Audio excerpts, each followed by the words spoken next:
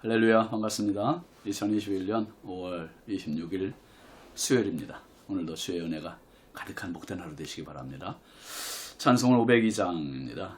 빛의 사자들이여 어서 가서 어둠을 물리치고 주의 진리 모르는 백성에게 복음의 빛 비춰라. 빛의 사자들이여 복음의 빛 비춰라. 죄로 어두운 밤 밝게 비춰라. 빛의 사자들이여. 2절 선한 역사 위하여 힘을 내라. 주 함께 하시겠네. 주의 크신 사랑을 전파하며 복음의 빛 비춰라. 3절 주님 부탁하신 말 순종하여 이 진리 전파하라.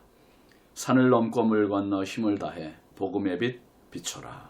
4절 동서남북 어디나 땅끝까지 주님만 의지하고 어두워서 못 보는 백성에게 복음의 빛 비춰라. 빛의 사자들이여 복음의 빛 비춰라. 죄로 얻은 밤 밝게 비춰라. 빛의 사자들이여. 아멘. 하나님 말씀은 열왕기상 8장 31절 32절입니다. 만일 어떤 사람이 그 이웃에게 범죄함으로 맹세시킴을 받고 그가 와서 이 성전에 있는 주의 제단 앞에서 맹세하거든 주는 하늘에서 들으시고 행하시되 주의 종들을 심판하사 악한 자의 죄를 정하여 그 행위대로 그 머리에 돌리시고 의로운 자를 의롭다 하사 그의 의로운 바대로 갚으시옵소서. 아멘. 오늘 말씀 제목은 하나님의 정의입니다. 하나님의 정의. 복음주의 운동가인 프란시스 셰퍼라고 하는 분이 있습니다. 그분이 그 복음주의 공동체인 라브리라고 하는 공동체를 만들었습니다. 스위스에 있는데요. 그 스위스의 라브리에서 전 세계의 지성인들이 모여있는 자리에서 이 시대의 방향성을 프란시스 셰퍼가 제시했습니다. 그 셰퍼가 한 말은 이렇게 얘기했습니다. 19세기 일어났던 가장 큰 비극은 사람들이 절대 가치를 버린 것입니다. 그 결과 현대인들은 절망의 선 밑으로 떨어졌습니다. 참 무서운 이야기입니다. 그리고 정확한 지적이고요.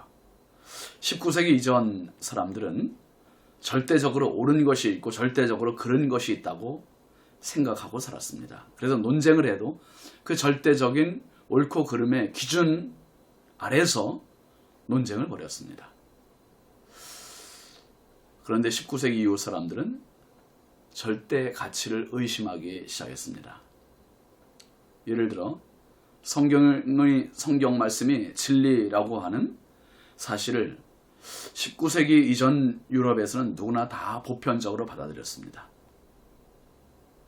죄를 짓는 사람들조차도 일단은 절대적인 법이 있음을 인지하면서 살았던 거지요. 그런데 19세기를 지나면서 하나님 없이 사는 것이 뭐가 죄냐? 이런 식으로요. 생각의 전환을 갖고 오게 됐습니다. 즉 절대 표준, 절대 가치가 흔들리기 시작했다는 것입니다. 도덕적인 혼란이 온 것이죠. 여러분, 하나님께서 이스라엘 백성들에게 십계명을 주셨습니다. 이 십계명은 하나님께서 이스라엘 사람들에게 절대 가치, 절대 삶의 기준으로 주신 거예요. 그것이 없으면 혼란이고 타락이고 범죄입니다.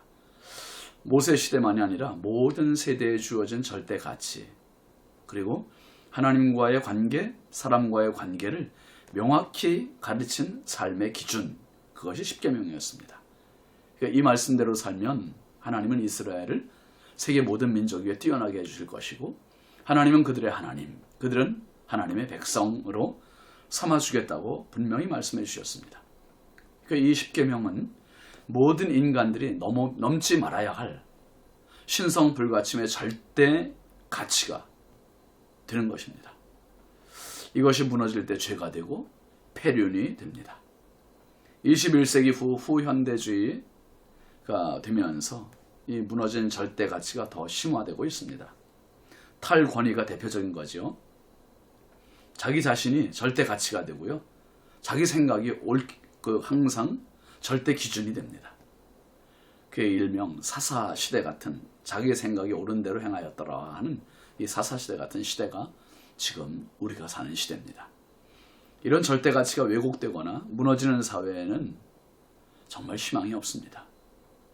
경계해야 하는 것입니다. 여러분, 최근에 우리나라 그 사법부의 수장이라고 할 수 있는 대법원장이 거짓말을 했다가 참 창피를 당했잖아요. 그래서 국민 앞에 사과문도 발표하고 참 거짓에 대한 그런 해프닝이 있었습니다. 거짓은 장소와 신분을 가리지 않습니다.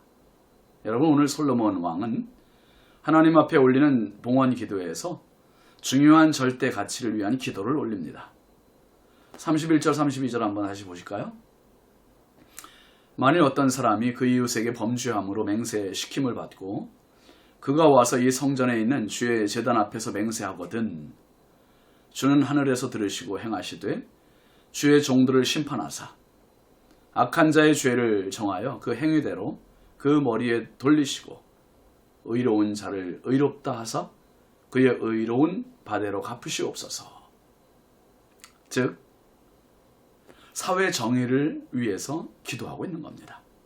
어떤 사람이 이웃에게 범죄하고 다시는 그러지 않겠다고 맹세시킴을 받아서 이 성전에서 맹세를 하면 하나님은 악한 자의 죄를 그 행위대로 의로운 자는 그 의로운 대로 갚아달라고 그렇게 기도하고 있는 겁니다. 사회나 나라가 건강해지려면 정의가 바로 세워져야 합니다. 정의가 무너지는 사회, 나라는 질서가 무너지고요, 부도덕하고요, 죄가 가득하게 됩니다. 여러분, 죄로 여기지 않는 사회는 범죄의 소굴이고 타락의 진원지가 될 뿐입니다. 이런 사회에서는 악이 범람하고 선이 힘을 잃어갑니다. 악한 자가 징계를 받고 선한 자가 대접을 받는 사회가 되어야 거기에 희망이 있는 것 아니겠습니까? 정의가 무너지는 것은 무지에서 출발하고 교만과 함께합니다. 에덴 동산에서 시작된 죄악은 인간이 하나님 말씀에 얼마나 무지했는지 그리고 말씀을 얼마나 왜곡했는지를 보여주는 그러한 출발점이었습니다. 무지와 교만, 이것은 항상 같이 가는 형제지간입니다. 근데 요즘은 더 무서워요. 뭡니까? 알면서도 죄를 지어요. 알면서도 교만하고 알면서도 죄를 짓는 정말 파렴치한 사회가 되어가고 있습니다. 가책이 없어요. 너무 무섭습니다. 죄로 여기지 않는 사회보다 무서운 것이 없어요. 이런 사회가 유물론적 사고로 가득한 북한과 같은 사회주의 국가에서 벌어지는 일들입니다. 그런데 우리 사회에 지금 이런 일들이 벌어지고 있지 않습니까? 선과 악의 구분, 죄와 의의 구분, 이 선이 무너지고 있어요. 경계선이 참 모호해지거나 무너지면 그 다음부터는 걷잡을 수 없는 타락으로 치닫습니다. 예수님 당시에 종교 지도자들이 그랬습니다. 그들은 예수님을 알아보는 눈이 없었습니다. 아니, 알아보았음에도 자기들의 욕심, 교만으로 아주 무례하게 말하고 행동했죠. 서민들은 심지어 세리와 창기들도 예수님을 하나님으로 알아보고 예수님을 믿었고 예수님을 따랐습니다. 그런데 대제사장들, 장로들은 예수님을 시기하고 질투하고 결국에는 십자가에 처형하는 가장 간악한 죄를 저질렀습니다. 요한복음 1장 10절 11절 말씀 한번 보세요. 그가 세상에 계셨으며 세상은 그로 말미암아 지은 바 되었으되 세상이 그를 알지 못하였고 자기 땅에 오매 자기 백성이 영접하지 아니하였으나 했습니다. 그는 세상에 이미 계셨던 분입니다. 세상은 또 그가 지으셨습니다. 그런데 세상은 그를 알아보지 못해요. 자기 땅에 오셨음에도 불구하고 자기 백성들이 영접하지 않아요. 온갖 신성 모독이라는 죄를 뒤집어 씌워서 결국 예수님을 죽입니다. 그러나 인간이 아무리 정의를 무너뜨려도 여러분, 분명한 것은 하나님은 살아계세요. 아멘이시죠? 솔로몬 왕은 한 나라를 다스리는 지도자로 이 부분의 경계선이 무너지지 않게 하려고 봉헌 기도에 이 부분을 지금 올려드리고 있는 겁니다. 하나님의 정의가 살아있는 곳, 그곳이 성전이어야 합니다. 아모스 5장 24절에 아모스 선지자는 이렇게 말했습니다. 오직 정의를 물같이 공의를 마르지 않는 강같이 흐르게 할지어다. 우리 안에도 이 하나님의 정의가 언제나 살아있고 언제나 강물처럼 흐르는 그러한 거룩한 양심이 살아있는 그리스도의 사람 되시길 주의 이름으로 축원합니다. 기도합시다. 하나님 아버지 감사합니다. 모든 사람들이 윤리를 말하고 공의를 말하고 정의를 말하지만 모두가 자기중심적인 공의 정의를 말하고 참다운 하나님의 정의가 하나님 무너지고 찾아보기 힘든 이러한 세상을 살고 있습니다. 하나님 거룩한 마음을 저희들에게 더하여 주시고 솔로몬 왕이 하나님께 올렸던 기도대로 하나님 선과 악의 구분, 불의와 의의 구분 분명히 서 있는 이 나라 그리고 우리 우리 교회 되게 하여 주옵소서. 오늘도 주께서 함께 하실 줄 믿고 예수님의 이름으로 축복하고 기도합니다. 아멘. 오늘도 주님과 동행하는 복된 하루 되시기 바랍니다. 감사합니다.